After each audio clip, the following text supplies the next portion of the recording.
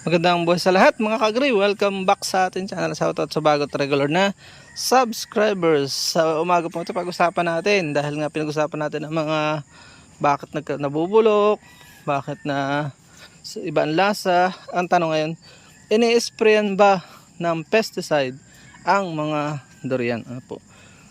Ang ating pong agrikultura, sa totoo lang, nang pasukin po yan ng chemical, dahil nga kalimitan sa ating magsasaka ay illiterate, ano?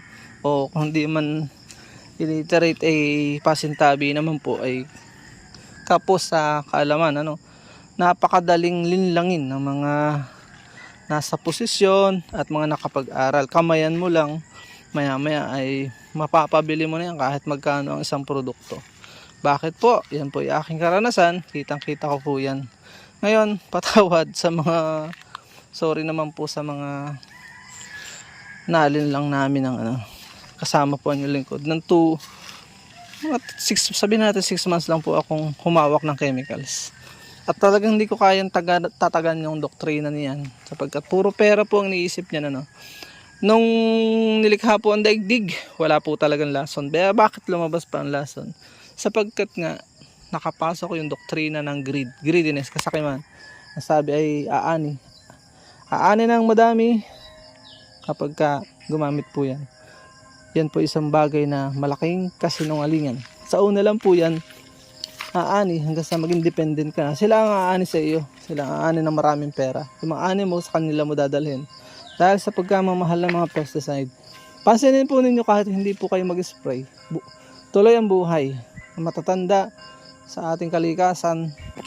Isa po sa kapansin-pansin sa mga sinaunang sa mga bundok, sa gubat, sa mga bukid, ay nagpapausok lang. Mapapansin niyo, wala pong insekto. Pausok lang ng pausok. Yan naman po hindi bawal. Mahirap talaga yung mga silab na tudong-todo. Pero pag mga pausok, hindi po yan masama. Part yan ng management sa nature. Ngayon kung malawak yun ang problema, sa malawak naman po ang solusyon lang po, hindi mo kailangan mag-spray ng last sapagkat ang durian napakatayog niyan, napakahirap abutin ng puno niyan kung ikaw ay magpe-pesticide. May panahon talaga na ang peste ay bakit nga ba nagkakapeste? Sapagkat sinira ng tao dahil sa kasakiman, dala ng pangangailangan din sa cost of living allowance. Kaya nawala po yung mga habitat ng mga peste, kulisap, kaya sila namumurwisyo, po. At dahil nga sa nung na-introduce ang pamatay peste, ang nadaling una ay yung mga kaibigang kulisap na magsasaka na pumapatay ng mga kalabang kulisap. Alamin mo lang po yun, tigilan natin ang paggamit ng lason.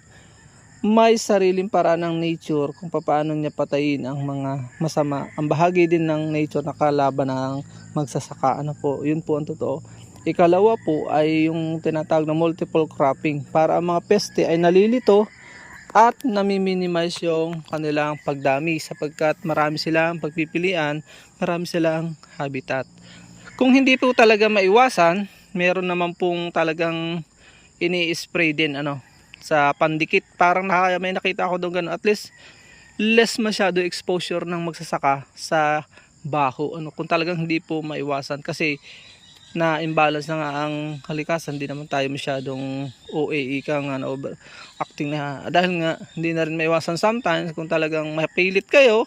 Ako po talaga hindi nagpapayo niya na gamitin ang mga lason, pero kung talagang sabi nga ay ang damage threshold napapansin napakalaki na, pwede naman talaga.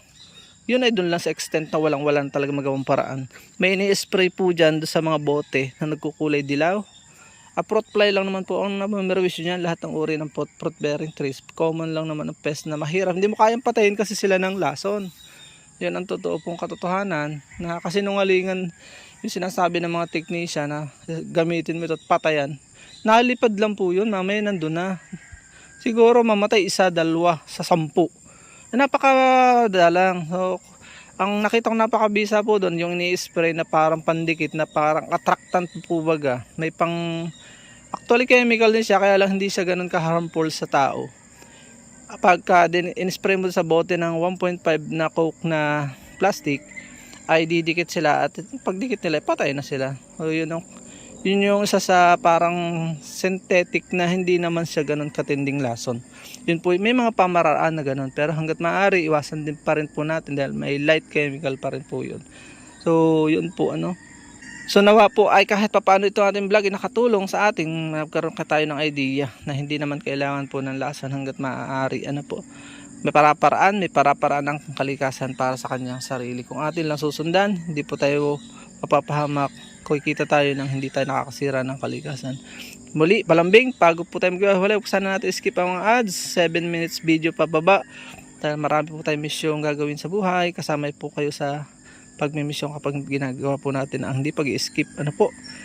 Marami pong salamat.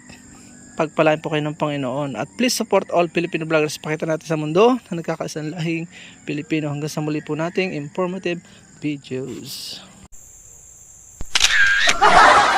At dyan po nagtatapos ang munti natin vlog. Nawa po kayo nag-enjoy at may natutunan kahit konti mula sa inyong lingkod. Kung mahilig po kayo sa mga ganitong klaseng uploads at bago pa lang po kayo sa aming channel, wag na po kayo mahiyang mag-subscribe at i-hit nyo na po yung bell para updated po kayo sakaling may bago po tayong mga uploads. Magkita-kits po tayo sa susunod po natin mga vlogs. God bless you all. Mabuhay. God bless the Philippines. Bye-bye po muna.